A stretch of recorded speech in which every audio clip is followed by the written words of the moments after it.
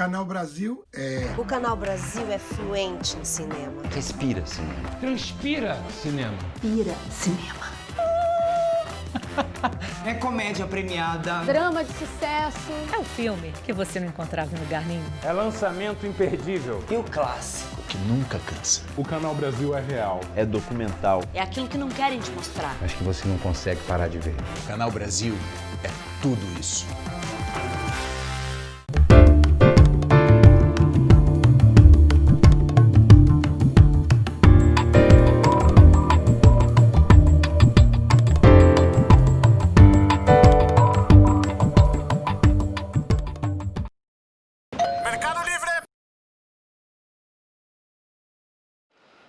Bem-vindas, bem-vindos e bem-vindes ao terceiro Mix Literário, no 28º Festival Mix Brasil da Cultura da Diversidade. Eu sou Alexandre Rabelo, eu organizo essa programação sobre livros e a comunidade LGBTQIA+. Para esse encontro, nós vamos ter a mediação do meu braço direito, que é o Alexandre Willer, que vai conversar com dois autores transmasculinos muito importantes que estão despontando, o Jordan Lessa, do Rio de Janeiro, e de São Paulo, o Luiz Fernando Prado Shoa. Esses autores, eles representam uma nova e boa onda de publicações, finalmente, que falam sobre a transmasculinidade, né? Além dos clássicos icônicos que nós temos, como João Nery, né? Que já é um clássico. Nós vamos saber quais são essas novas camadas que estão surgindo nesses novos tempos com esses dois autores muito simpáticos. Ótimo encontro!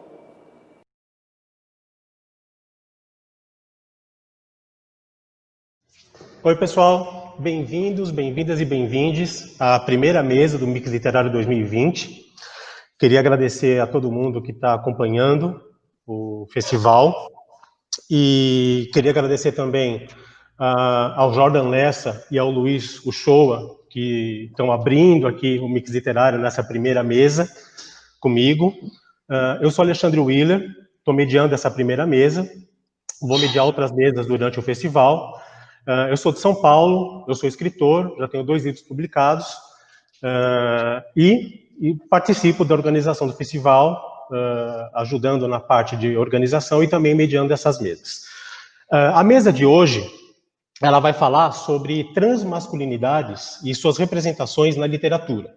E para bater esse papo com a gente, nós temos aqui o Luiz Fernando Prado Shoa, que é jornalista, coordenador do Núcleo de Transmasculinidades da família Stronger e autor de Simplesmente Homem, relatos sobre a experiência cotidiana de homens trans, publicado esse ano pela editora Metanoia. E temos também o Jordan Lessa, que é do Rio de Janeiro, e ele é palestrante, ele é autor do Eu Trans, a Alça da Bolsa, relatos de um transexual, também é autor do Quem Somos e As Histórias que Não Contei. O Jordan, ele é guarda municipal da GCM do Rio, e ele foi o primeiro homem trans reconhecido publicamente pela instituição, o que é muito importante. Ele também é palestrante, é muito presente nas mídias sociais, então eu acho que a gente está muito bem acompanhado para falar desse tema que é tão relevante e tão importante, né? E um tema que está abrindo aí o Festival Mix Literário desse ano. Bom, novamente queria agradecer ao Jordan, queria agradecer você, Luiz, por terem aberto esse espaço na agenda de vocês, que eu sei que vocês são super concorridos, têm uma agenda muito escassa, então agradecer pela atenção e por vocês terem se dedicado a fazer essa mesa tão importante conosco. E queria que vocês dessem um oi para todo mundo que está assistindo a gente, todo mundo que está acompanhando, e falassem um pouco de vocês para a gente poder entrar no bate-papo. Passo a palavra a vocês, meus amigos. Olá a todos, todas e todos. É um prazer estar aqui com vocês, discutindo literatura, discutindo diversidades. Falar um pouco do Luiz Fernando. Além dessas coisas aí, eu participo de um projeto de escritores portugueses e brasileiros em que eu falo como é ser homem trans no Brasil, pelo ponto de vista social, político, econômico, e por vários recortes eu conto como que é esse olhar acerca da realidade brasileira para para essas diversidades existentes na transmasculinidade. Também sou professor, tenho orgulho de ser professor em um país que, infelizmente, não se valoriza a educação como se deve e nem a literatura. Mas foi através da educação e da literatura que eu pude me conhecer melhor e conhecer outras pessoas, ter amigos, ter amigas, ter amigos. E é seu dia hoje, né, Luiz? Parabéns. Dia 15. Hoje é meu dia, hoje é dia, né? E, assim, dia de muitas pessoas que me formaram, né? Eu tenho orgulho de dizer que foram graças a essas pessoas, professoras, em primeiro lugar, que elas salvam, graças a uma professora que eu descobri que eu tinha potencial para escrever, graças a uma professora que hoje eu concebi um livro, graças a uma professora que eu posso dizer que eu sou uma pessoa que construí algo no mundo. Então, assim, eu devo muito às professoras. Tem professores, mas vou enaltecer as mulheres. Numa sociedade machista e misógina como a nossa, é meu dever, né? E, assim, e também falar que eu também sou filho, eu também sou tio, eu também sou amigo e sou um escritor. Sou militante, sou ativista e sou a favor da democracia. Sempre lutarei por ela. E o nosso papel hoje, através das letras, é evidenciar a falta da democracia. Porque a democracia ela existe de uma forma teórica e não de uma forma prática. Porque se existisse ela de forma amplificada, as pessoas teriam acesso a uma educação real, crítica, reflexiva, e os livros seriam valorizados. Em um país que menos de 10% da população lê, o Festival Mix Brasil Literário é um ato revolucionário. Eu não tenho palavras para expressar o quanto vocês são revolucionários em fazer um festival em que, além de incentivar a produção literária, incentiva o discurso das pluralidades. Porque o homem trans já não é citado em quase nada. Imagina na literatura, vocês estão sendo ousados. Vocês trouxeram pessoas aqui que narram suas experiências de outros. Então, esse início de conversa, eu sempre gosto de iniciar as conversas falando um pouco de como eu enxergo a literatura, de como eu percebo a educação, para as pessoas compreenderem quem é a pessoa por detrás de simplesmente homem, relatos sobre a experiência cotidiana de homem. Perfeito. Bom, Jordan, por favor. Bom, muito obrigado ao convite. É uma delícia estar aqui junto de vocês. É uma honra estar junto com o Fernando Prado Shoa, que é um cara que eu admiro pra caramba. Parabéns pelo teu dia, né? A todas as pessoas que estão aí nos assistindo, meu grande abraço. E assim, quem é o Jordan? Como bem disse o Shoa, né, para além dessa questão de homem trans, que eu sempre falo assim, todos nós, seres humanos, temos um título, mas isso às vezes não representa 10% do que a gente realmente é. Né? Então o Jordan Lessa é pai, é avô, é casado, né? Tem toda uma estrutura pessoal, como todas as pessoas têm ou deveriam ter, por trás dessa expressãozinha homem trans. Além disso, eu faço parte da Liga Transmasculina Carioca João W. Neri, que leva o nome de um dos caras mais guerreiros que eu já conheci neste planeta, e eu dizia para ele que ninguém nunca pariu tantos filhos como o João W. Neri. E todas as minhas falas, eu me sinto muito honrado em lembrá-lo, e agora no próximo dia 26, completa 2 anos que ele nos deixou, e eu sigo o meu papel de alguma forma, lembrar sempre o legado do João. Esse é o meu papel. Eu tive a felicidade, a honra de ter na contracapa do meu primeiro livro a dedicatória dele, ele falou a respeito do livro, isso para mim é muito importante.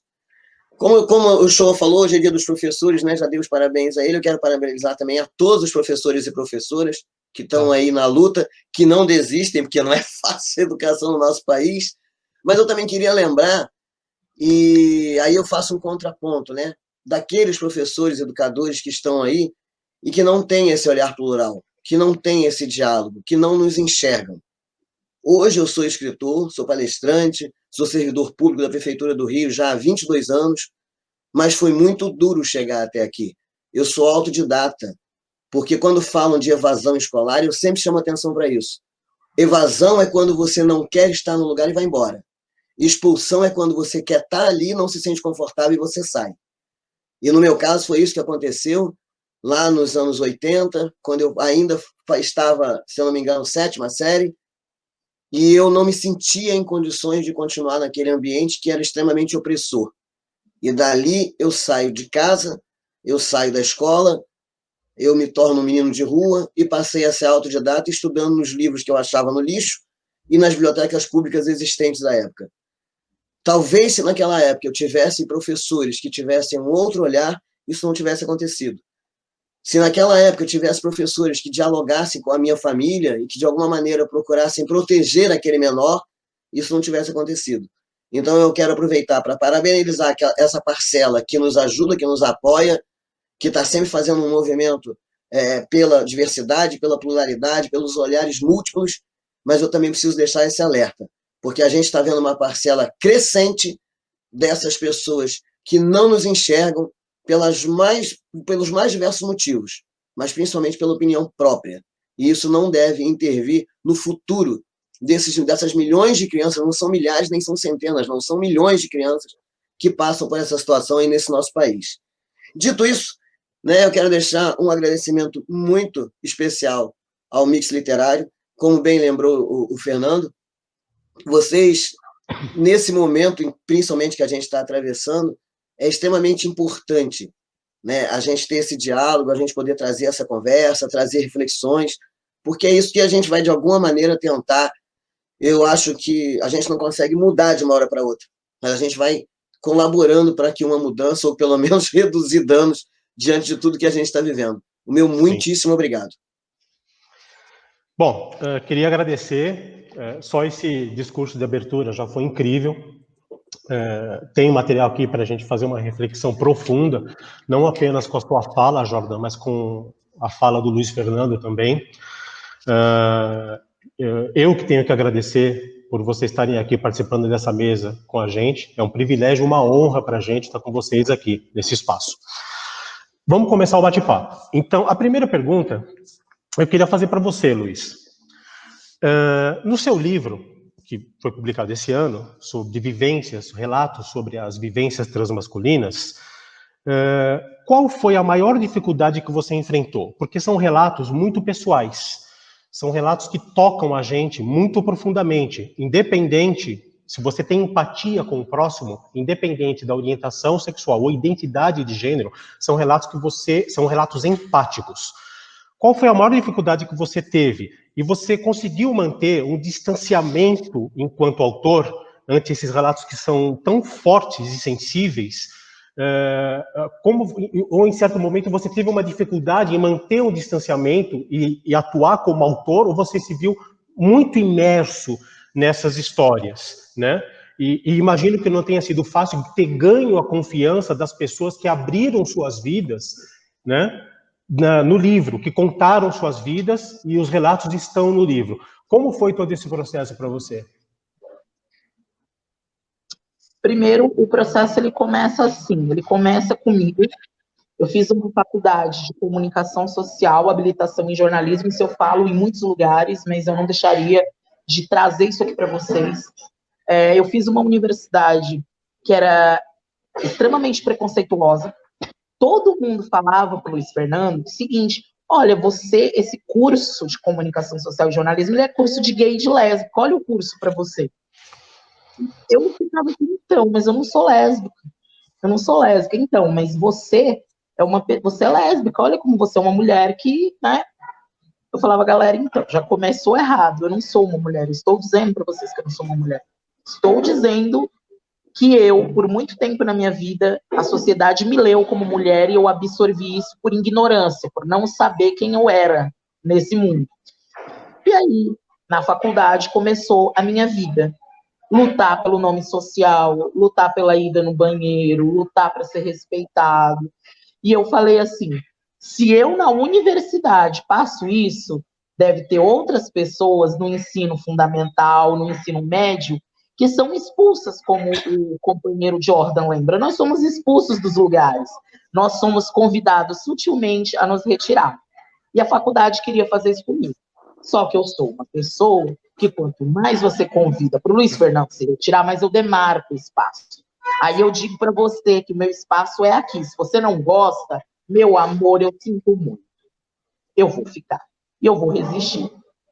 Eu, desde o primeiro semestre da faculdade, falei, eu quero fazer um livro-reportagem. Mas eu não sabia de quê. Aí chegou uma situação que a professora ela falou o seguinte para mim. Eu não vou colocar o seu nome social no trabalho. Você não existe. Como eu vou lançar a nota de uma pessoa que não existe? Eu falei para ela, professora, estou diante de você, eu existo. Mas meu nome não é esse. Meu nome é Luiz Fernando. Ou a senhora coloca esse nome, ou a senhora vai se entender comigo. E vai ser num tribunal. Na época não tinha criminalização da LGBTfobia, mas aqui em São Paulo a gente tem, desde 2001, a Lei 10.948. A pessoa não vai presa, mas passa um constrangimento, tem umas multinhas, tudo. Olha o que eu tive que fazer. Eu tive que me valer de lei, brigar, questionar por uma coisa mínima. Aí eu falei, não, o meu livro, reportagem, vai ser sobre homens trans. Aí a coordenadora do curso reuniu todo mundo, falou, gente, está na época dos TCCs. O que vocês vão fazer? Eu levantei a mão.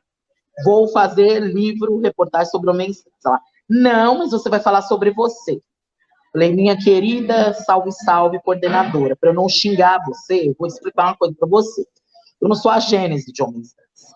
Eu vou ser jornalista, eu vou pesquisar e vou provar para essa universidade e para o mundo que essas histórias precisam ser ouvidas pelo ponto de vista de um homem trans. Muitas histórias nossas foram contadas por um outro olhar. E aí foi minha saga. Aí eu fui conversar com os homens trans.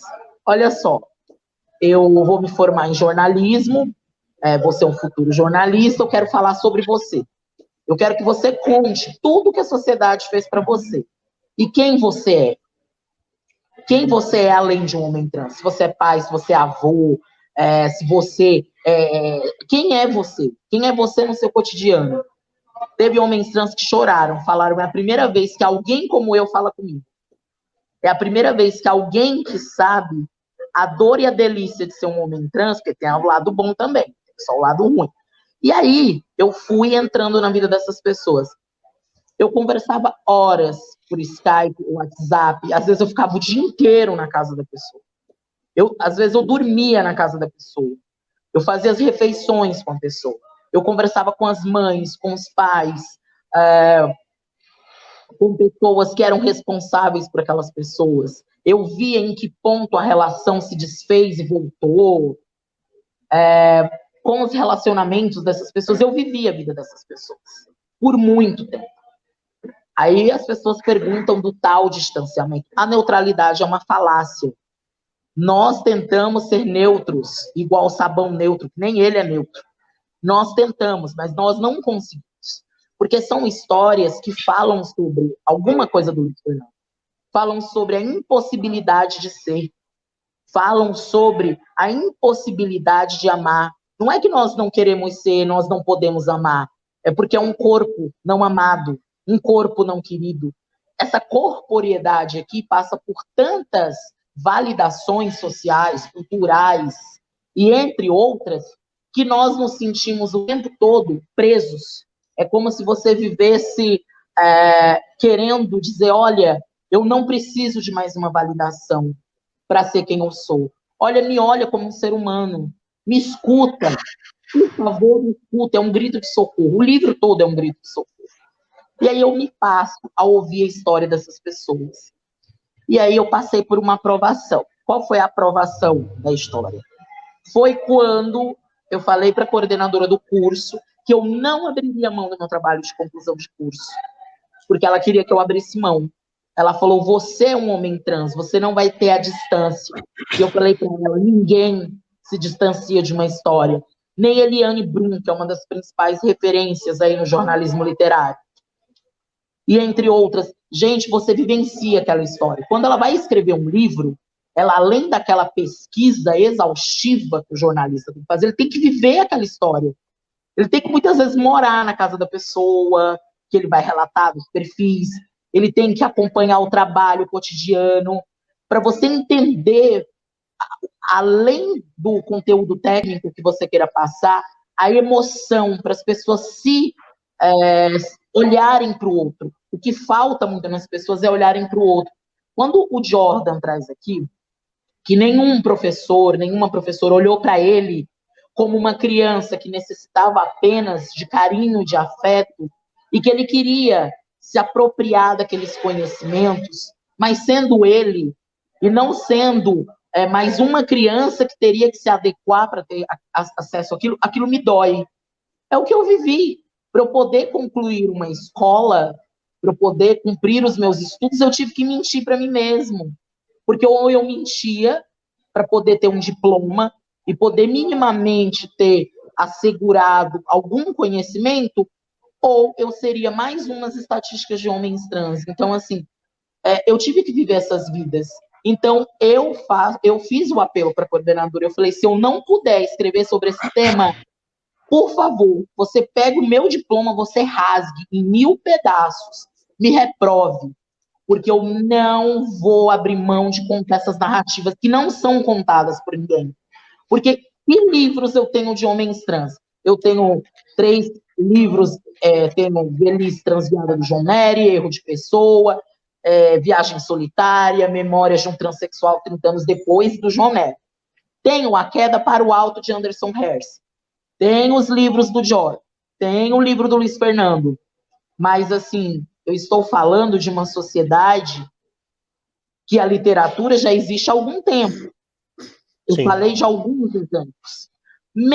Você vai encontrar muito menos de 20 homens trans escritores. Por quê? Porque são pessoas que foram impossibilitadas de ter acesso ao processo de publicação de livro. Foram pessoas que tiveram negado o direito de se expressar. Então, você imagina, dentro da história da literatura, eu dei um espectro. E, em sua maioria, pessoas que falam de homens trans são pessoas cis. Não estou dizendo que não possa. Mas quando você tem um homem trans conversando com outro, ele se sente seguro de falar sem pudor do que é carregar marcas no seu corpo impostas pelo preconceito. Quando você ouve uma história de um homem trans que simplesmente ele estava parado num ponto de ônibus, ele sofreu agressão física, porque a presença dele naquele ponto de ônibus incomodava tanto. Isso é uma das histórias do livro. Uma outra história que me marca bastante é quando um homem trans ele fala assim para mim: para eu poder casar com a minha namorada no candomblé, eu tive que implorar para o sacerdote dizer que se ele não me casasse com a minha namorada enquanto homem, eu me mataria no terreiro.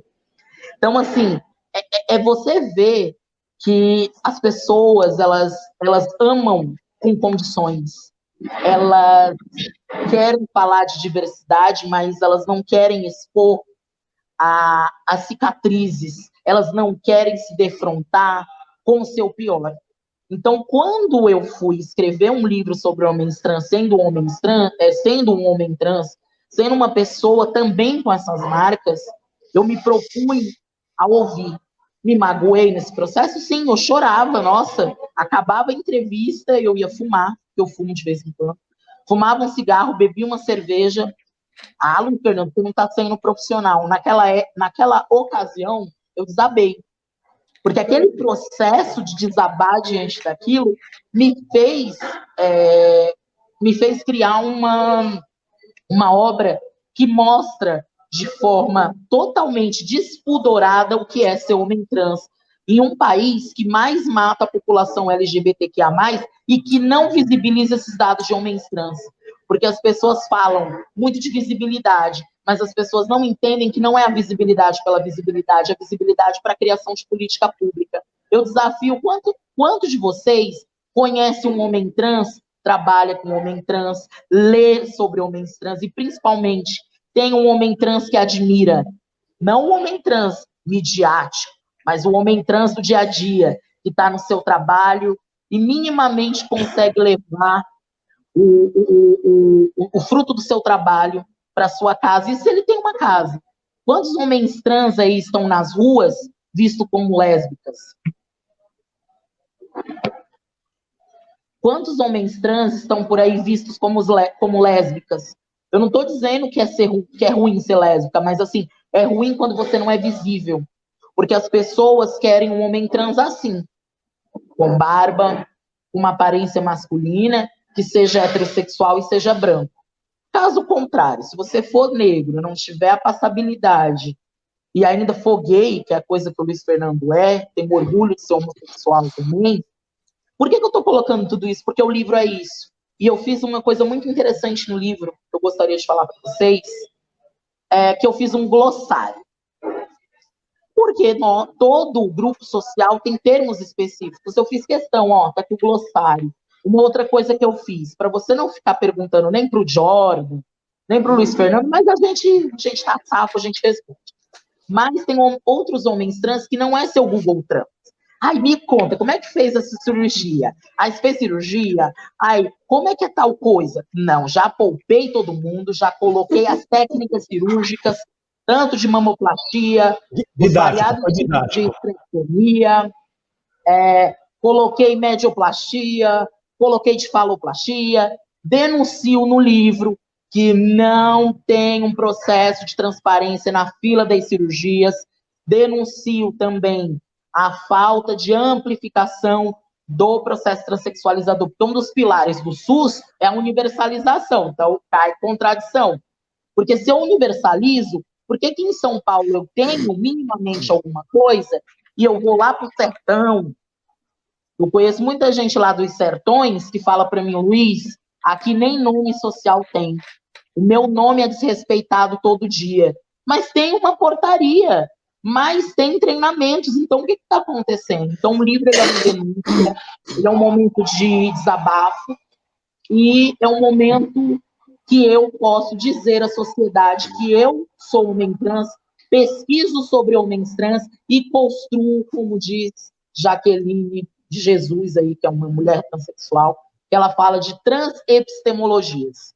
E é um conceito que eu me apropriei, mas sempre citando a autora, eu sou um homem trans que construo transepistemologias direcionadas a homens trans e transmasculinos e a essa sociedade que, infelizmente, precisa evoluir muito para nos ver enquanto sujeitos e não objetos. Não sei se respondi a todos, todas e todos, mas eu quero que as pessoas conheçam todo o processo e por que eu sou um apaixonado por essa identidade. Não porque eu sou, é porque eu descobri que você reivindicar masculinidade em uma sociedade cis, heteronormativa, que diz que masculinidade está atrelada a um pênis, é um ato revolucionário. Dizer que todas as masculinidades são possíveis. E eu luto pela masculinidade saudável, pela masculinidade em que seja possível você chorar, em que seja possível você ser homossexual, e que seja possível você até ser heterossexual. Falo até nessa fazer um adendo. Mas um heterossexual, né, que o Jordan me bata, mas um heterossexual que tem orgulho de ser casado com uma mulher, mas que não tem problema nenhum em valorizar o seu lado feminino. Porque o Jordan é heterossexual, mas é o homem mais gay que eu conheço. Mas é um gay que ama mulher. E eu falo isso porque é um ato revolucionário. E desculpa a brincadeira, Jordan, não podia perder. Perfeito, perfeito. Ô, Jordan, eu queria aproveitar esse gancho, depois dessa fala incrível do Luiz. E falar depois do Luiz é muito complicado. É complicado. Depois dessa aula, eu vou pegar minha cadeirinha e vou embora. Né? Mas a próxima pergunta já era direcionada a você. E ela enveredava por esse caminho também. Porque eu queria saber de como foi para você esse processo de você contar a sua história nos livros. Né? E como foi... É a mesma pergunta que eu fiz para o Luiz. Como foi esse processo? Porque eu imagino que quando você pega uma história que é tão próxima, que é sua, que você vivenciou na carne, na pele, no coração, na sua alma, e que você tem que passar isso para o livro, não é um processo fácil. E, ao mesmo tempo, você acaba atingindo outras vidas que passaram de forma igual ou não, parecida ou não, situações que você passou também, e que acabam vindo buscar em você esse acolhimento, essa empatia, esse entendimento, porque essas pessoas não têm na sociedade e em outras pessoas esse reconhecimento, esse entendimento, essa empatia, essa compreensão. Então, eu queria que você contasse, é a mesma pergunta do Luiz, como foi para você esse processo, né, da escrita, e qual as dificuldades que você enfrentou para colocar isso no papel, tornar isso realidade, e depois engrenar isso nessa sua carreira, nessa trajetória maravilhosa de palestrante, onde você atinge tantas pessoas, impacta tantas pessoas de maneira tão positiva. Como que foi esse processo e está sendo esse processo para você? As coisas aconteceram da seguinte maneira. Em 2014, como eu disse anteriormente, eu sou autodidata, né? Então, essa vivência de escola, de ensino fundamental, ensino médio, ela foi bastante complicada para mim. E quando eu faço o concurso da Guarda Municipal, porque assim, eu não tinha o primeiro grau à época, 22 anos atrás, e aí eu presto um concurso para a Guarda Municipal, que era essa exigência na época, só o primeiro grau. Mas eu não tinha completado esse primeiro grau. Mas eu vou lá, consigo um dinheiro emprestado na época, faço a minha inscrição, porque um amigo me avisou que tinha um concurso e tal, e aí eu decidi fazer. Nunca tinha passado pela cabeça, não sabia nem o que era a Guarda Municipal, mas naquele momento me pareceu uma saída, porque até então eu era camelô, eu era flanelinha, eu tinha saído da situação de rua, eu estava vivendo de favor na casa de uma família muito amiga, muito querida, em Nova Iguaçu. E aí eu decidi fazer o concurso. Mas aí tinha a questão do primeiro grau. Bom, eu fiz a inscrição, já estando com a inscrição feita no processo seletivo, eu consegui fazer as provas que eram oferecidas pelo Estado. E aí eu comecei o processo. Quando eu terminei, eu já tinha sido, inclusive, aprovado. E eu me lembro que na minha época foram 22.065 inscritos, isso está aí no edital, e eu sou o primeiro colocado, porque eu botei na cabeça que eu tinha que fazer, que eu tinha que passar, e aquela era a minha chance. Então eu dei ali a minha vida para poder chegar, e cheguei. E aí começou um processo de que dentro do serviço público eu comecei a sofrer o preconceito de novo. Pra você ter uma ideia, no primeiro questionário que a gente responde, vinha assim, você é homossexual? Sim ou não? Se caso positivo, você tem parceiro fixo? Sim ou não? Isso é uma pergunta que se fazia há 22 anos atrás. E eu fiquei, caramba, mas o que interessa para esse povo? O que eu faço da minha vida? Né? Mas muito cara de pau, eu respondi que sim para tudo. No dia que nós fomos entregar a documentação, chegou um cara para mim, de quase 2 metros de altura, com aqueles trejeitos todos, e pergunta assim para mim, o que você colocou naquela pergunta? Aí eu olhei para ele, comecei a rir e falei assim, o que você acha? Eu botei que sim. Eu não tive coragem. Eu falei, imagino que ninguém tenha entendido. Porque, pô, o cara era uma pinta e ele diz que não, para mim é pior. Não é mesmo, e acabou, e o que vocês vão fazer comigo agora? Então eu sempre fui assim, eu já tinha passado tanta coisa na minha vida, né? Eu já tinha sido menino de rua, eu já tinha passado por manicômio, eu já tinha sido violentado sexualmente, eu já tinha passado por muita coisa. Então eu já estava naquela situação de que mais uma, menos uma, o que mais você vai inventar para tentar me matar, né? Então eu respondi sim para tudo.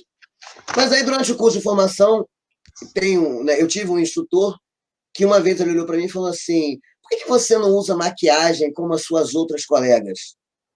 Eu olhei, isso já tinha 33 anos.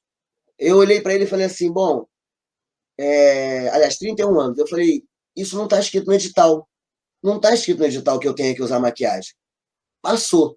Mas o meu medo era constante de que, por qualquer motivo, eu poderia ser desligado do curso de formação.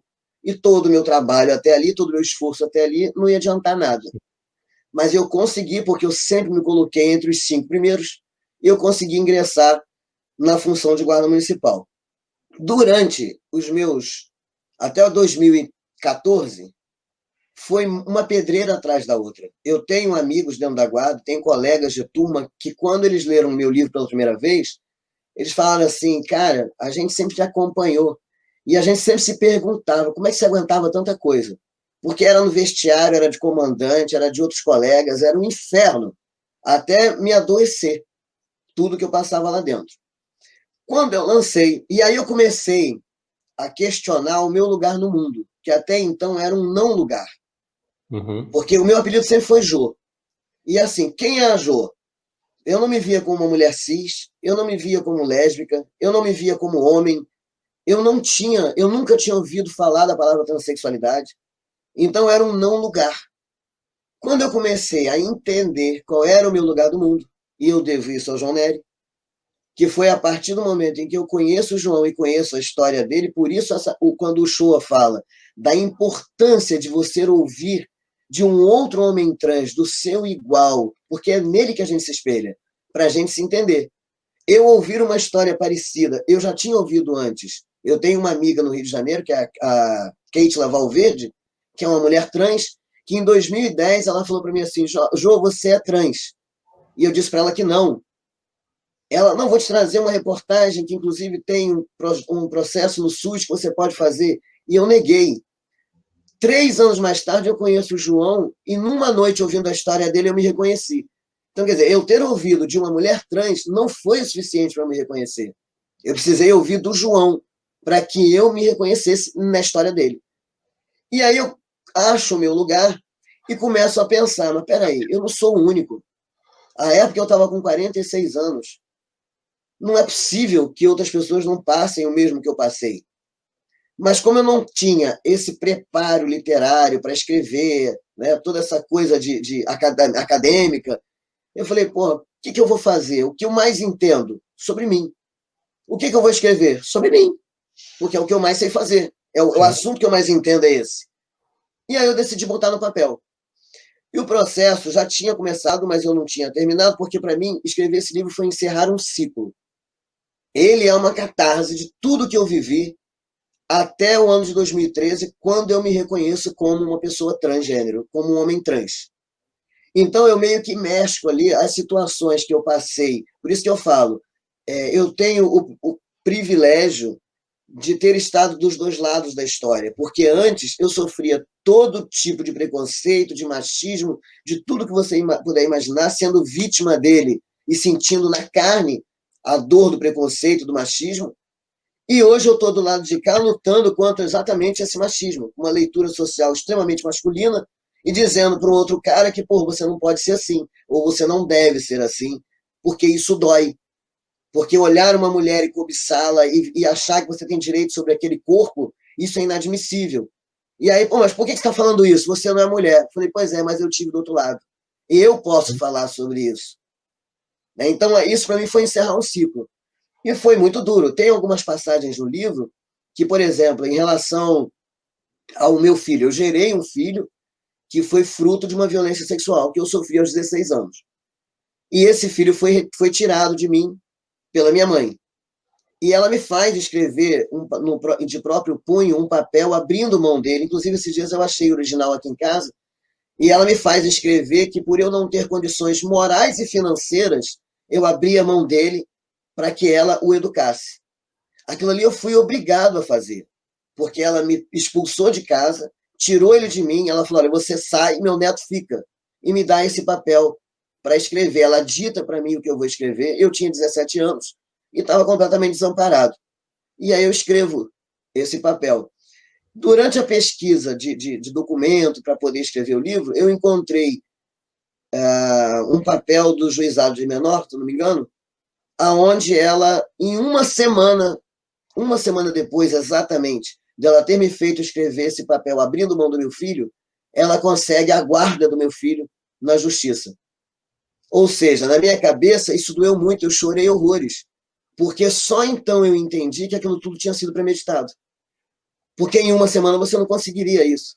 Então isso já vinha um processo sendo feito, e ela estava esperando uma oportunidade que acabou acontecendo para que ela me tomasse ele. Então isso doeu muito. Então eu ainda fui descobrindo coisas enquanto eu escrevi o livro. E aí, quando você me fala do impacto nas outras vidas, assim que esse livro foi lançado, que foi em novembro de 2014, eu estava de serviço no quartel, e de repente entrou na sala que eu trabalhava uma pessoa que também é guarda, me abraça e começa a chorar. E eu sem entender nada, eu falei, mas o que aconteceu? A pessoa olha para mim e fala, eu vim aqui te agradecer. Eu falei, mas por quê? Pela tua coragem de ter escrito esse livro. Porque eu sou uma mulher trans. E todas as vezes que eu passo aqui nesse corredor, eu abaixo a cabeça quando eu passo por um comandante. Eu me emociono até hoje em lembrar dessa história, porque foi muito forte. Eu não imaginava isso. Eu não sabia que eu tinha uma colega que era uma mulher trans. Ela, inclusive, até hoje ninguém sabe quem é, porque ela pede sigilo, mas essa história me impactou bastante. E aí ela olha para mim e fala assim, depois de ler o seu livro e da coragem que você teve, eu agora vou passar por esse comandante de cabeça erguida, porque eu sei que eu não estou sozinha. Então, aquele ali, para mim, essa foi a primeira reação que eu tive, que eu comecei a mensurar o impacto do que eu escrevi poderia causar. E eu me lembro que eu olhei para ela e falei assim, mas deixa eu dizer uma coisa para você, não foi coragem que me fez escrever o livro. Eu acho que foi o ápice do saco cheio. Porque chega um momento na tua vida que você olha para um lado e olha para o outro e fala assim, caramba, ou eu vou deixar que esse mundo todo continue me atropelando como eles fizeram até agora, ou eu vou tomar uma posição e vou falar, chega, daqui por diante quem vai fazer sou eu. E foi o que eu fiz. Porque você escancarando da forma que eu fiz, da forma que eu relato, que eu falo de coisas pessoais, de coisas íntimas, como bem lembrou o show, a nossa vida não é só tristeza, para mim tem umas passagens interessantes, engraçadas, outras até com uma pegada para o lado sexual, né? Que uma coisa interessante também, que eu só me reconheci o quanto eu era machista agora. Olha que coisa, porque no livro tem uma passagem que eu digo que quando eu era mais jovem, eu sempre fui muito namorador. Né? Então tinha dia que eu estava com uma mulher de manhã, ou estava com outra de tarde, estava com outra de noite, e eu achava que isso era porque eu era pegador. Hoje eu reconheço que eu me prostituía, porque aquilo aconteceu numa época em que eu tomava café da manhã na casa de uma pessoa, eu almoçava na casa da outra, e à noite eu jantava e dormia na casa de uma outra pessoa. Então eu não era um pegador, eu era uma pessoa que precisava de acolhimento. E de alguma maneira eu estava me prostituindo para ter isso. Sabe? Mas é um processo que, para mim, para entender tudo isso que aconteceu, ele ainda vem acontecendo. E vem colhendo, né, seus frutos, porque como o show usa uma expressão que eu acho muito engraçada, do Google Trans. É o tempo inteiro perguntando, é o tempo todo. As pessoas hoje, os jovens, né, eu falo sempre isso. Gente, vocês estão na internet jogando, né, estão nas redes sociais, vamos tirar um tempinho por dia, nem que seja meia horinha, para procurar entender os nossos direitos, para conhecer um pouco da nossa história. O show fez agora um trabalho lindíssimo, que foi o Transmasculinidade, que está no YouTube lá. Sim. Quando as pessoas agora me perguntam, eu dou o link do canal. Pô, dá uma olhada lá, eu tenho certeza que você vai achar um vídeo que vai responder as suas questões. Então, é esse trabalho, e é por isso que eu admiro tanto esse cara. Que a gente precisa ter cabeças pensantes, porque os problemas a gente já sabe quais são. Vamos pensar em solução. Sabe? É isso que eu penso. E o processo, como disse o Show, não dá para a gente se manter distanciado. No meu caso, então, eu vivo esse processo o tempo inteiro, né? Não tem como manter distância. Nos 3 livros, o Quem Somos é um livro didático, o Eu Trans é a autobiografia até 2013, das minhas origens até 2013, e o Histórias que eu não contei, que é o próximo livro que eu pretendo lançar ainda esse ano, ele fala de 2013 para cá. Porque aí como é que é ser um homem trans de 50 anos, hoje tenho 53, como é que é ser pai, ser avô, como é que é chegar nesse momento, inclusive eu tenho uma história muito recente que aconteceu agora esse mês, eu acabei de perder a minha irmã vítima da Covid, e na hora de fazer o sepultamento, não tem mais parente na família, eu sou o mais velho, eu tenho um outro irmão, mas ele tem déficit intelectual, então eu sou responsável por tudo. E, de repente, tudo aquilo que me foi negado a vida inteira caiu no meu colo. Eu estou com milhões de questões para resolver que eu nunca tive a menor interação com nada disso, questões patrimoniais, questões administrativas.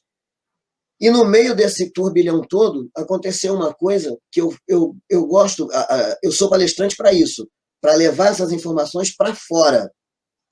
Que acontecem coisas conosco que as pessoas não conseguem pensar, elas não têm ideia. E a última que aconteceu foi, no dia de fazer o sepultamento da minha irmã, nós temos a família tem um jazigo no Memorial do Carmo, que é um cemitério vertical aqui no Rio. E eu fui para lá para efetuar o pagamento do que estava em atraso para ela poder ser sepultada lá. E na hora que a atendente puxa no computador, pô, vamos ver aqui, porque as pessoas deixam ali elencadas as pessoas que poderão ser sepultadas naquele lugar. Estava o nome dos meus avós, dos meus pais, dos meus 2 irmãos e das 2 irmãs da minha mãe. O único nome que constava ali era o meu. A atendente olhou para mim e falou assim, mas, peraí, eu não estou entendendo, você é filho? Eu tive que validar, como diz o Shoa, mais uma vez a minha filiação, através de documento, mostrar que eu sou irmão da falecida, filho da pessoa que era dona do jazigo, porque o meu nome era o único que não estava ali e agora eu sou responsável por tudo aquilo. Então, quer dizer, essas questões, essa invisibilidade, essa validação constante, até na hora da morte, que nem é minha, eu tive que fazer. Sim. Sabe? Então, são essas histórias que eu vou estar contando no próximo. Não, obrigado, Jordan. Lamento pela sua irmã, você compartilhou com a gente isso agora, lamento que você tenha perdido ela para essa doença que está afetando a todos nós. Sim. Sentimentos por isso. Eu queria puxar agora um ponto que você falou, achei muito interessante, vou apropriar o termo Google Trans do Luiz, eu achei genial, mas eu queria falar uma coisa, a gente sabe que há um movimento de maior busca, de maior interesse, maior curiosidade sobre as pessoas trans de uma forma geral, né? E inclusive na literatura, por mais que seja modesto, seja tímido, há um interesse das pessoas em conhecer as realidades e vivências trans. Por curiosidade, porque realmente quer conhecer e quer saber como tratar essas pessoas, quer realmente ter empatia, quer ter essas pessoas no seio social, seja por qualquer motivo for. Mas, ao mesmo tempo, a gente sabe que o Brasil ele é campeão, como o Luiz disse, no assassinato de pessoas trans. E não só de pessoas trans, como de pessoas LGBTQ. Quando não estamos no primeiro lugar, estamos entre os 3 primeiros. Somos campeões em assassinatos de pessoas não normativas, digamos assim. E, ao mesmo tempo, a literatura acaba se tornando um refúgio e um meio de conquistar visibilidade e representatividade para todos nós, né? E como é que vocês veem a literatura trans que está sendo produzida, às vezes ela pode passar a impressão que ela dialoga só para esse grupo.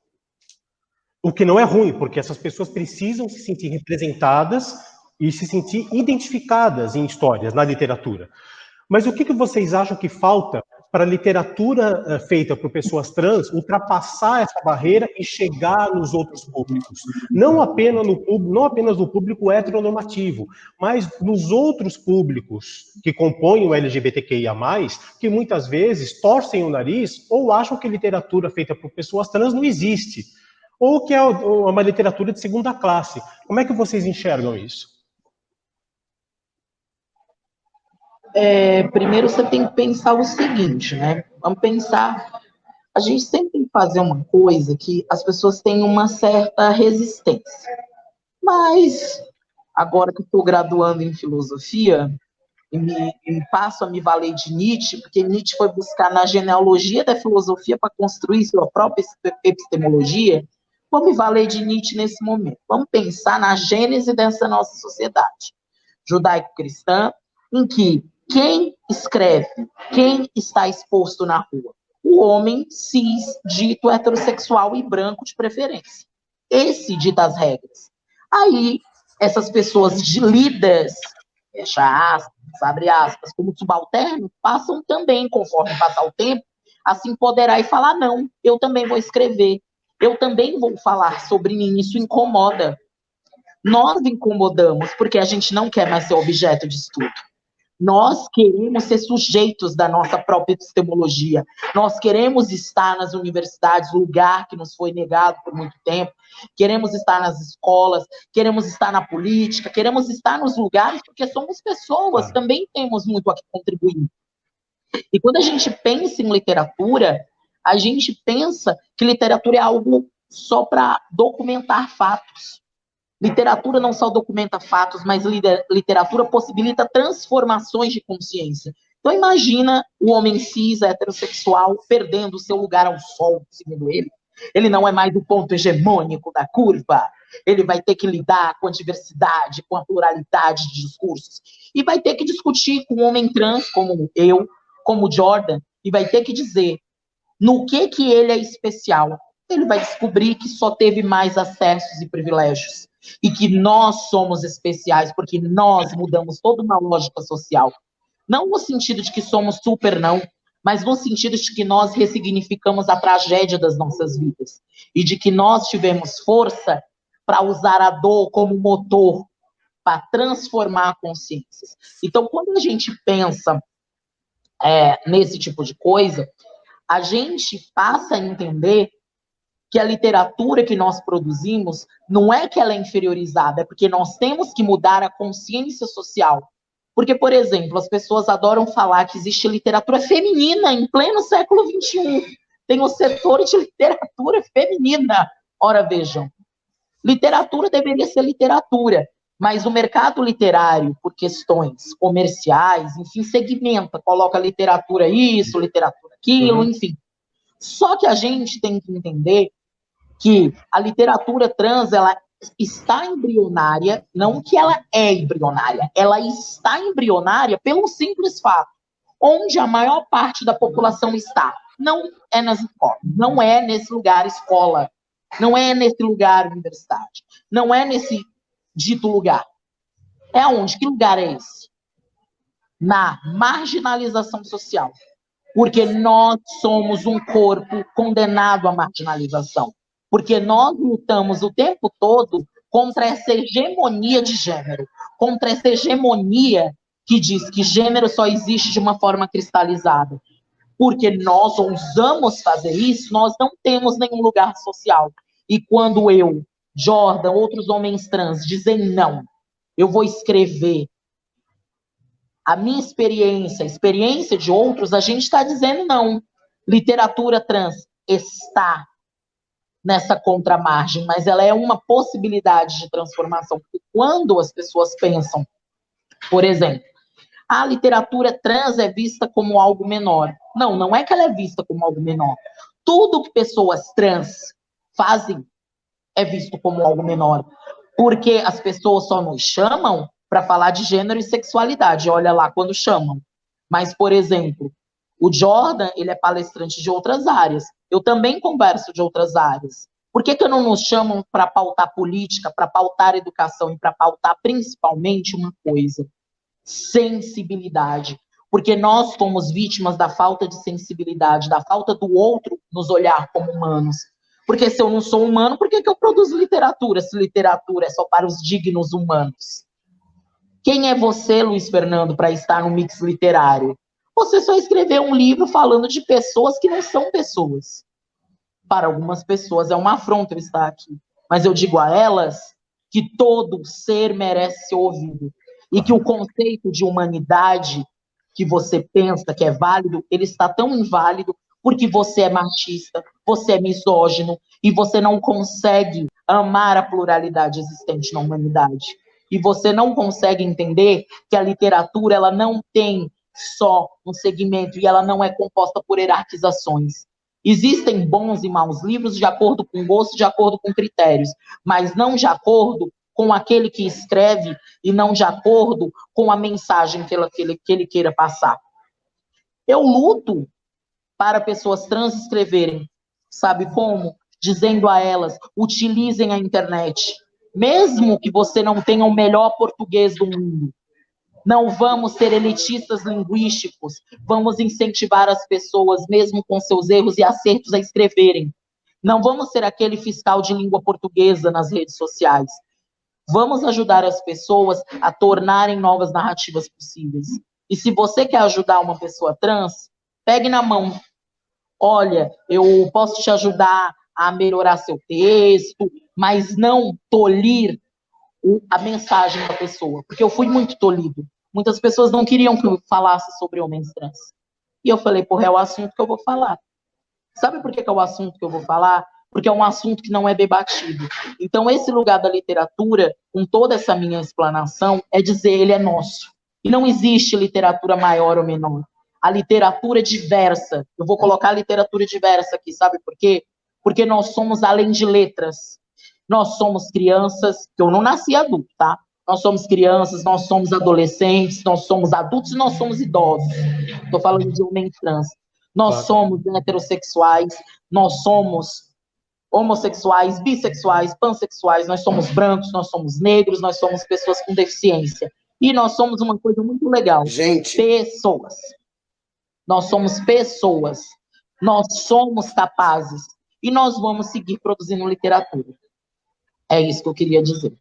Não sei se respondi, mas é isso que eu quero dizer. Porque se a gente não pensar como essa sociedade foi modelada, e a gente tem que lutar a gente tem que lutar contra toda essa superestrutura, para a literatura ser democratizada, e as pessoas lerem mais, e o preço dos livros abaixarem, e os escritores que estão presentes aqui nessa organização serem mais lidos, mais consumidos, e serem valorizados. Porque escrever num país como o nosso, em que livros é artigo de luxo, isso é inconcebível. Perfeito. Jordan, queria agora o seu comentário. Eu penso o seguinte, como bem falou o Shoa, né? Eu assino embaixo tudo que esse cara fala. Mas, assim, eu falo para os meninos trans, e tem muitos aí escrevendo poesia, escrevendo texto, e eu falo para eles, gente, quando eles entram em contato comigo para falar que estão em depressão, que depressão é uma grande questão nossa, né? E eu falo para eles, escrevam. Bota para fora. Sabe? Tem um momento que você não tem com quem conversar, porque isso me faz um bem enorme. Escreve. Mas eu não sei. Cara, vai escrevendo seus textos, vai colocando numa pastinha no seu computador, vai escrevendo no papel e vai guardando em algum lugar. Sabe? Um dia isso tudo vai servir para você. Quando você se sentir mal, releia. Bota. Isso é terapia. Ser palestrante, para mim, é uma terapia. Porque eu estou ali fazendo uma terapia em grupo. Além de estar colocando essas pessoas todas para pensar. Né? Como o Shoa falou, eu não falo só de sexualidade, gênero, transexualidade, não, é uma pegada motivacional, é mostrar para as pessoas que, olha só, tá difícil? Ok, isso a gente já sabe. Mas quando é que foi fácil? O importante é saber o que a gente vai fazer com o que a gente tem agora. Não adianta ficar dizendo que, mas eu sofri isso. Quando eu conto a minha história, não é numa pegada de sofrimento, pelo contrário. O passado, ele é passado. Eu apenas conto o que aconteceu, eu não vivo ele, eu não trago ele para o presente, ele está lá. A importância de falar, não só para os nossos, né, como para o acrônimo todo, LGBTQIA+, é que dentro do nosso próprio movimento, nós somos invisibilizados. Existe uma parcela de invisibilização que ela vai graduando, o homem trans, ele está lá na pontinha. Se ele não levantar a mão e gritar, eu estou aqui, as pessoas vão fazer evento, vão fazer tudo que tiver que fazer, e quando muito, na última hora, porque isso já aconteceu comigo, poxa, Jordan, a gente fez uma mesa aqui, não tem nenhum homem trans, será que você poderia vir? E aí eu digo que não. Aí a pessoa, você está ficando metido? Não, é porque eu quero ser chamado para construção. Vocês precisam lembrar da gente na hora de construir, porque aí a gente vai colaborar, vamos indicar outros. Exato. Nós temos homens trans que são médicos, que são professores, que são artistas, que fazem drag king. Nós temos homens trans que fazem de tudo. Não é só o Jordan, não é só o Shoa. Então, quando a gente vai construir, se você não conhece, chama um de nós para construir junto, que a gente vai indicar. Porque é isso que vai fazer com que a gente cresça, com que a gente esteja junto. Mas as pessoas não fazem, sejam elas cis ou trans. Estou falando de pessoa em geral. Elas só lembram da gente para compor a foto, para dizer que está falando de diversidade. Temos aqui na mesa 3 mulheres trans, uma travesti, que aí depende da identificação delas, tantas pessoas negras. A gente tem aqui também na foto. Vem cá tirar a foto, Shoa. Para assim preencher a cota, né? Preencher a cota. Vamos preencher a cota. A gente precisa participar da construção. Exato. A importância de falar para fora, que também, complementando o que o Shoa disse, é que além de todas essas questões, eu coloquei na minha cabeça que o que falta, principalmente nessa atual conjuntura, né, onde inventaram uma expressão que nos tira do lugar de humanos. Eu já fiz palestra dentro da Defensoria Pública aqui no Rio, em que na hora de fazer o banner, a pessoa perguntou assim para mim, Jordan, você quer que coloque no banner que você é um homem trans? Eu falei, não. Ela, por quê? Você não quer mais ser reconhecido assim? Eu falei, não, eu quero que você diga que eu sou um palestrante, que eu sou escritor, mas na hora que eu achar que é necessário, eu vou dizer que eu sou um homem trans. Claro. Por quê? Porque eu quero que as pessoas vão para ouvir o que eu tenho a dizer. eu não quero que elas vão lá para ver o que um homem trans vai dizer, porque aí é a questão da curiosidade vazia. E foi muito legal, porque eu falei pra caramba, era uma turma recém-formada de defensores públicos. E eu falei, e a pessoa que me convidou ficou assim, você não vai dizer que você é um homem trans? Eu falei, calma, tudo no seu tempo. No final da apresentação, eu perguntei para as pessoas assim, agora eu quero que vocês me respondam com toda a sinceridade possível. Vocês estão vendo aqui na sua frente uma pessoa ou vocês estão vendo uma ideologia de gênero? Aí, como assim? Aí eu fui e falei, não, porque eu sou um homem trans, e aí eu expliquei o que se tratava, e é isso que eu quero desconstruir. Primeiro eu preciso mostrar para você que eu sou humano, que eu sou gente, que são as mesmas dores, que são as mesmas questões que é inerente a todo ser humano, que nós também passamos. Claro, alguns graus maiores, menores, mas a gente passa. Porque as pessoas, quando colocaram essa expressão na cabeça, parece que elas não estão falando de gente, elas estão falando de uma coisa. E uma coisa que eles podem jogar fora. E aí o meu trabalho que eu me proponho a fazer é isso, é impactar as pessoas dessa forma. É dizer, principalmente, eu tenho um olhar muito grande sobre a questão das crianças, né? Porque eu fui uma criança que, mesmo sem saber que era uma criança trans, que é importante dizer que elas existem, que nós não somos ouvidos, as crianças não são ouvidas. Eu passei por uma questão de ser molestado sexualmente na infância, e quando eu contei para minha mãe, ela disse que eu estava mentindo, que aquilo era impossível de acontecer, porque a pessoa que eu estava denunciando era uma pessoa conceituada na sociedade, era um religioso. E um homem religioso jamais faria uma coisa dessa.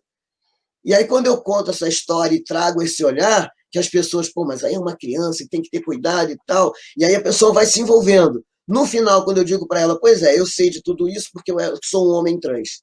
Aí a pessoa, ela começa a ver em mim não só um homem trans, mas um ser humano. Então é esse trabalho que muitos acham que é desnecessário, porque nós temos uma quantidade grande de homens trans, pessoas trans, que acha que não precisa ser assim, que eu estou aqui e vão tocar o barco. Mas eu já estou calejado, né? São 53 anos. É muito sofrimento na bagagem, para entender que eu preciso fazer alguma coisa com isso. Por isso que eu me proponho a fazer esse papel. Eu preciso mostrar para essa sociedade que está lá fora, normativa, e para alguns nossos de dentro, porque isso também existe, quando a gente fala de literatura, qual é a literatura que esse povo está acostumado a ver que envolve a população LGBTI? É a literatura pornô. Qual é o site, qual é o vídeo? Se você falar, tem um canal de uma pessoa trans, ele vai esperar assistir ali alguma coisa pornográfica. Ele não vai parar para pensar, não, esse cara tem uma ideia para passar, ele tem uma história para contar, ele escreveu um livro que tem informação. Não, é sempre um viés, porque assim como nós somos o país que mais assassina pessoas trans, também é o que mais consome arte pornô. Exatamente. Então, a gente tem um trabalho enorme. Eu costumo dizer que é para dentro e para fora. Para dentro da nossa parcela de população, para que os nossos iguais, os nossos pares, nos entendam e nos reconheçam como pessoas e deixem de fazer feitiço dos nossos corpos e deixem de menosprezar as nossas histórias. E para fora, para uma população que simplesmente não está nem aí. Eu já ouvi muitas vezes assim, mas eu não vejo qual é a necessidade disso. Eu entendo que você não veja necessidade, porque ela não é sua. A necessidade é minha. E enquanto a gente pensar dessa forma individual, a gente não caminha. Eu sei que uma mulher, nós estamos no Outubro Rosa, a mulher faz a campanha do câncer de mama. Tá, mas os homens trans também precisam fazer essa campanha. Porque muitos de nós não fizeram a mastectomia, a cirurgia para retirada da mama, e mesmo que faça, é necessário fazer acompanhamento. E aí, quando você fala isso para uma médica, ou numa questão de saúde, mas qual é a necessidade disso, que vocês não quiseram virar homem? É isso que eu já ouvi. Eu falei, não, peraí. Vamos entender primeiro do que a gente está falando. Você está dizendo para mim que eu não tenho acesso a esse tipo de atendimento na saúde? Porque você acha que eu não preciso, mas não é assim. Então, é uma questão de qual é a necessidade disso, que a gente tem que estar sempre explicando. E o papel é esse, é falar para dentro, é falar para fora, é escrever, é cantar, é fazer arte, é fazer teatro, é fazer tudo que é possível para que os nossos espaços estejam preenchidos por nós. Não que outras pessoas não possam fazer, mas que a gente esteja junto, que a gente construa, que eu acho que isso é muito importante. Não, concordo integralmente com você. Bom, estamos caminhando já para o final. Estamos entrando já nos 15 minutos finais do bate-papo aqui. Já? E já passou muito rápido, gente, eu não vi passar. Eu falei muito. E eu queria jogar uma última pergunta para vocês aqui, eu vou pedir para vocês responderem o mais rápido quanto possível, e para a gente fazer as considerações finais. Podia ficar aqui horas falando com vocês, esse papo podia render, tipo, 1h30, 2 horas, 3 horas, podia ficar muito horas. bom, né? Eu também gosto muito. Fácil. Mas eu queria jogar uma pergunta para vocês. Estamos em 2020. Com toda essa conjuntura sociopolítica do país, né, esse governo maravilhoso que nós temos conservador, toda essa parafernália que está nos assolando, e todo dia uma novidade, né? Todo dia quando a gente pensa que não pode piorar, a gente descobre que todo dia ao abrir o noticiário, a gente descobre que piora, é possível sempre piorar. Né? A gente pode nem dormir. Não pode nem dormir, né? Pois é. Você acorda já pensando qual a desgraça de hoje. Como é, ou, se vocês preferirem, o que é ser homem no Brasil de 2020? Ser homem nesse país, assim, é você lutar por coisas mínimas. Por exemplo, a primeira coisa é você lutar contra estereótipos de masculinidade. Homem tem que ser hétero. Homem tem que ser masculino. Homem tem que ter pênis. Homem não tem que ter direito a. A gente tem que entender que ser homem aqui é lutar contra esse tem que ser. Lutar para não ser também. Aí tem o tem que ser, né? O tem que ser é a nossa principal bandeira, e também o não tem que viver. Olha só, ser homem em um país que, olha a notícia belíssima que a gente vai receber. Recebeu ontem. A Advocacia Geral da União, que não tinha o que fazer, não tinha. Eu queria entender como que um negócio desse houve um insano. Não tem a lei que equipara a LGBTfobia ao racismo. Eles querem dizer que as religiões vão ter liberdade religiosa para fazer uma cruzada contra a nossa população. Exatamente. Queimada na Amazônia. Nós temos quase 20 milhões de desempregados no país, isso é porque eu estou indo pelo oficial, mas informalmente deve ter mais. Pessoas trans que não têm saúde, porque quando a gente tem uma campanha binarista como Outubro Rosa, gente, eu queria entender isso. Outubro Rosa, Novembro Azul, e põe qualquer cor, gente. O importante é que corpos são corpos, não existe corpo de homem, corpo de mulher. Corpo que é matável, corpo não matável, existem corpos. Quando Judith Butler fala de vida vivível, a nossa não é vivível. A nossa vida não importa. Então, ser homem em um país como o nosso é ter a sua vida descartada, negligenciada. Porque quando você vê que sua vida perpassa por uma série de tem que ser, não tem, é muito complicado, você não pode dormir. Você tem uma lei que te protege, agora você não sabe o que vai acontecer com isso. A gente vive num movimento de reação. Ser homem nesse país é você descobrir que você tem que lidar com uma série de impossibilidades e de que você tem que ser tão resiliente que você tem que ressignificar a dor o tempo todo. Você tem que vestir uma armadura e dizer para as pessoas, eu sofro, mas eu estou aqui para lutar por um projeto político que seja revolucionário, por ver pessoas como pessoas. Olha o nível de revolução que tem que chegar no Brasil. O nível de revolução é ver o outro como pessoa, não ver como um objeto matável, como um objeto de prazer, para o meu prazer enquanto homem cis, dito heterossexual, sei lá, que eu nem sei mais o que é mais nada. Então, assim, quando a gente vê um mix literário trazendo duas pessoas falando sobre transmasculinidades, mas na literatura, na política, e de como elas se formaram para serem o que elas são, isso aqui me diz que, apesar dessa impossibilidade, apesar desse tem que ser, vale a pena ser homem trans nesse país, para a gente questionar essa hegemonia acerca das masculinidades. E para dizer para essa médica que disse o John, ela é desinformada. Ela já se desvaleu do juramento de Hipócrates, que, segundo a história ocidental, foi o nosso primeiro médico, que defendia o quê? Salvar a vida humana acima de. Quando eu não coloquei condições.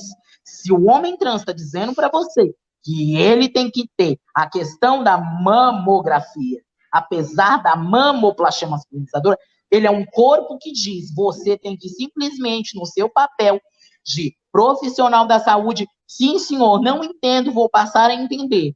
Porque senão você está descumprindo a sua profissão. E eu posso pedir caçar o seu Conselho Regional de Medicina, que é o que te possibilita trabalhar. E denunciar para o CFP, que alguma coisa nesse país aqui tem que funcionar. E a gente tem que lutar para todas funcionarem. E tem uma coisinha, não sei se pode falar, mas vou falar assim mesmo. Sabe a eleição municipal, aquela bonita, que ninguém dá importância? São eles, olha, o prefeito, o vereador elabora leis, o vereador pode fazer coisas palatáveis para o seu bairro e para o seu cotidiano no município, viu, homem trans? Viu transmasculino? E viu pessoas cis desinformadas. Eu falo isso que as pessoas só pensam no âmbito geral, mas se eu não pensar no micro, eu não tenho como pensar daqui a uns aninhos no presidencial. Nós temos que entender que política, ela começa a partir do momento que eu vou no supermercado comprar 1 quilo de arroz, 1 quilo de feijão. E que ela vai interferir em todas as relações. Por exemplo, Maricá conseguiu coisas belíssimas. Transporte gratuito, moeda própria, porque fortaleceu uma pessoa para prefeito e vereadores comprometidos com um projeto político em que o capitalismo, em que a relação neoliberal se esvaia, em que as diversidades vão ter todo o acesso. Tá. Então, é isso que eu quero dizer para vocês. É a gente se valer dessas condições. É a gente entender que se a gente não pensar no micro, no macro, não ser homem vai ser impossível nesse país. Mas ser diverso, questionar toda essa lógica cis heteronormativa e respirar. Desculpa te interromper, mas a gente tem 5 minutos agora. E aí eu queria ouvir a fala do Jordan para a gente já fazer o encerramento. Jordan, por favor. Bom, vamos falar bem rapidinho. Como é que é ser homem trans no Brasil de hoje? É aquilo que eu falei antes. Não foi, não é e talvez não seja para a nossa geração facilidade nenhuma. Mas o que eu quero falar especificamente para os homens trans, nós precisamos ter consciência dos nossos direitos. Não basta ouvir dizer e perguntar para o outro tudo o que eu vou fazer. Como é que eu faço para retificar meu nome? Como é que eu faço para fazer isso? Como é que eu faço para fazer aquilo? Não, gente, vamos pesquisar. Vamos se adornar dos nossos direitos para quando a gente bater num lugar e que aquela pessoa que for nos atender não souber, você se posicionar. Porque senão a pessoa vai fazer de você gato e sapato, você vai virar as costas sem ter a resposta que você quer. Correto. Outra coisa que foi lembrada, nós estamos em ano de eleição. A gente precisa saber votar. Isso é fundamental, para que a gente não repita os erros que foram cometidos e continue na situação em que nós estamos, ou até pior. E para isso, uma coisa que eu tenho percebido é que eu estou vendo muita gente se candidatando sem nunca ter tido história nenhuma em movimento nenhum, que agora está se dizendo trans. A gente precisa ter cuidado com isso. Vamos pesquisar em quem a gente está votando para saber o que essa pessoa já fez, sabe qual é a história dessa pessoa, com quem que ela está envolvida, quem é que está caminhando lado a lado, para ver se esse nosso voto realmente vai estar valendo a pena. Vamos parar com esse negócio de ficar votando só porque é amiguinho, só porque tomou um chopinho junto, porque é pensando dessa forma que a gente chegou no buraco que a gente está hoje. Exatamente. E para encerrar, eu queria ler um negócio para você que acabou de chegar aqui para mim, que olha que legal, você estava falando o negócio do livro, né? Esse livro foi enviado para uma cidade de, acho que é Serra Velha, se eu não me engano é São Paulo, uma coisa assim. Bom dia, tudo certo? As noites têm sido mal dormidas, cada uma por um motivo. Esta, por exemplo, porque passei horas pensando sobre esse papo da AGU, que foi o que o Shoa falou, sobre eles estarem preocupados é uma falta do que fazer, né, rapaz? Eu vou te contar. Quer dizer que uma coisa que me protege de eu ser violentado, de eu ser assassinado, isso tem que ser abolido, que eles precisam ter liberdade para fazer isso, sem serem cobrados, né? Porque a interpretação que eu tenho é essa. Eu não quero ser punido se eu quiser te matar, eu não quero ser punido se eu quiser te bater. E eles não têm nada melhor para fazer. Não. Então, na madrugada começou...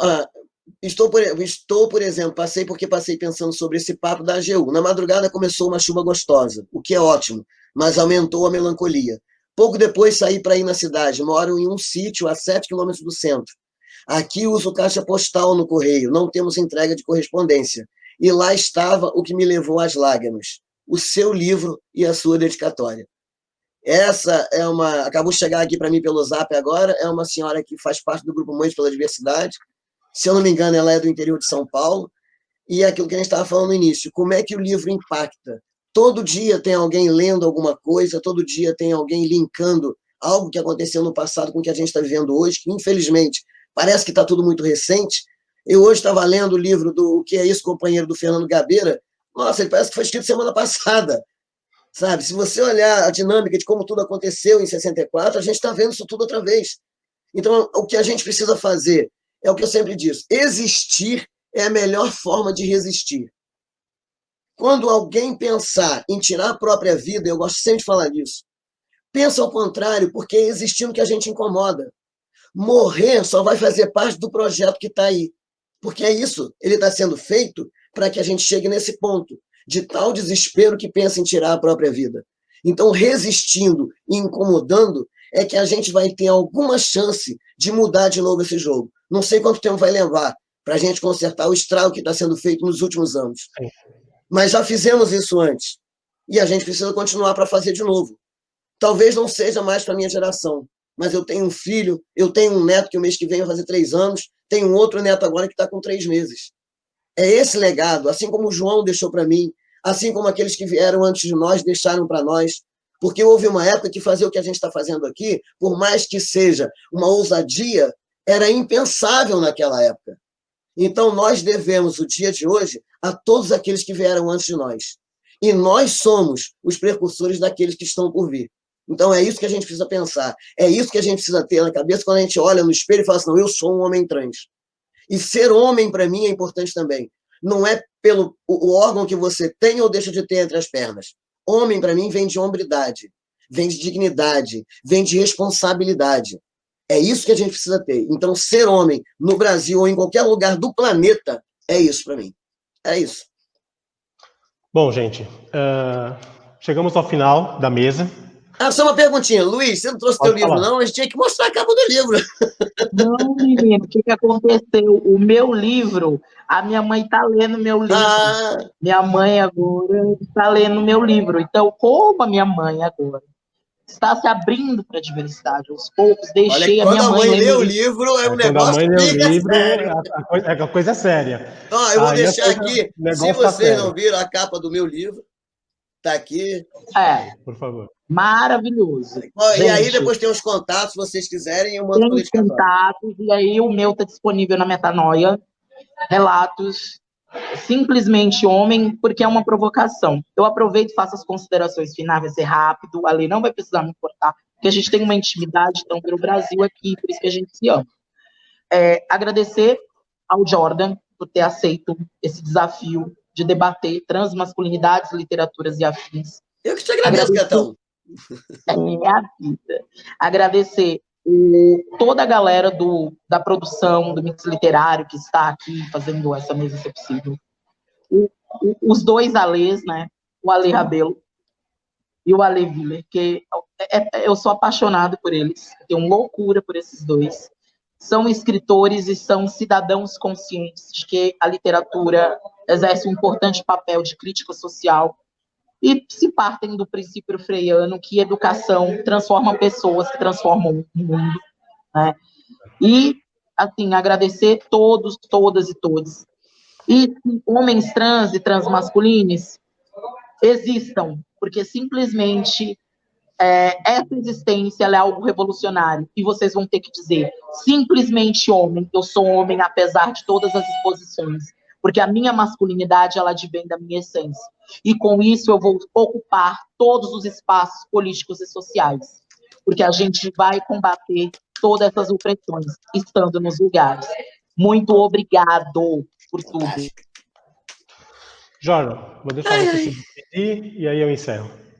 Bom, eu esqueci de agradecer no início, e eu também faço parte da ABRAF, aqui no Rio de Janeiro, e da RENOSP, né? A ABRAF, Associação Brasileira de Famílias Homotransafetivas, inclusive essa colocação de transafetivas foi uma ideia do João Nery, no primeiro congresso que aconteceu aqui no Rio, e a RENOSP, que é a Rede Nacional de Operadores de Segurança Pública LGBTIA+, que é um suporte também bem bacana. Somos uma rede nacional onde todos são LGBTs, e tem não só eu como guarda municipal trans, mas tem em São Paulo, Regis Vascon, tem um pessoal de Campinas, tem um policial militar de São Paulo, tem uma galera grande que é trans também, tanto trans feminino como trans masculino. E agradecer a vocês, aos dois Alês, como bem disse o Shoa. Vocês também, só da gente conversar pelo WhatsApp, vocês são duas fofuras. E ao pessoal da equipe que está aí dando esse suporte para a gente, e dizer que esses convites me deixam extremamente feliz, e o convite de vocês chegou num momento fundamental. Depois desse período de luto que eu passei, essa está sendo a primeira atividade online que eu estou fazendo, e ela veio num momento em que eu precisava, sabe, voltar. Então, vocês não têm ideia, eu agradeço muito ao Show pela indicação do meu nome, pelo convite, e vocês não fazem ideia de como está sendo importante esse momento. Está me trazendo de volta à atividade, está me trazendo de volta ao trabalho, e me tirando daquela situação que a gente sabe como é pesado, né? Aquele fundinho de quarto que a gente fica. Então, gratidão, muitíssimo obrigado. É isso. Gente, foi um prazer, um privilégio bater esse papo com vocês. Jordan, não conhecia você, sua trajetória. Para mim foi uma honra, de verdade, de coração. Foi uma honra e um privilégio ter contato com você, conhecer você, teu trabalho. Luiz, eu não vou falar nada, que já é de casa, já conheço há muito tempo, né, Luiz? A gente já se conhece, já bebeu muita cerveja junto, já é de casa. Então, eu quero fazer isso também. Vem pra cá, a gente marca e vai tomar uma cerveja junto, bater um papo. Então, eu tomei um negócio aí que é chopp de vinho, acho. Muito bom. Tem. Aqui a gente sai e aí tem hora para começar, para acabar não tem. Mas foi um prazer, um privilégio. Queria agradecer mais uma vez por vocês terem participado dessa mesa, por vocês terem cedido a atenção, o tempo de vocês. Agradecer imensamente, foi um prazer bater esse papo com vocês. E um beijo para os dois e acompanhem, né, as próximas mesas do Mix Literário. Gente, um beijo, muito obrigado de coração. Obrigado a vocês.